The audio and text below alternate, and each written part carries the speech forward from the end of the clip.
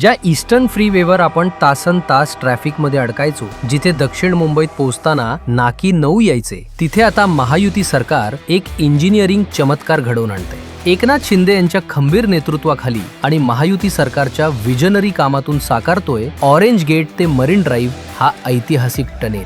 ही नुसती घोषणा नाही, तर नुकतंच TBM मशीनच्या लॉन्चिंगनं या कामाचा वेग जगाला दाखवून दिलाय। 9.96 किलोमीटरचा हा भव्य जुळा बोगदा म्हणजे ईस्टर्न फ्रीवे आणि कोस्टल रोडला जोडणारा एक भक्कम दुवा ठरणार। विशेष म्हणजे वरून रेल्वे धावणार, मेट्रो धावणार आणि खाली जमिनीच्या पोटातून मुंबईकर सुसाट जाणार, तेही 700 इमारती आणि ऐतिहासिक वारसा स्थळांना साधा ओरखडाही न लावता। डिसेंबर 2028 ची डेडलाईन असली तरी लोकांच्या सोयीसाठी हे काम 6 महिने आधीच पूर्ण करण्याचा महायुतीचा संकल्प आहे। हजारो मुंबईकरांचे लाखो तास वाचणार, इंधनाची बचत होणार आणि खऱ्या अर्थानं मुंबई वेगवान होणार। गतिमान महाराष्ट्र, प्रगत महाराष्ट्र हे केवळ ब्रीदवाक्य नाही, तर ते या प्रकल्पातून प्रत्यक्षात उतरताना दिसतंय। कारण जिथे महायुती तिथे गती।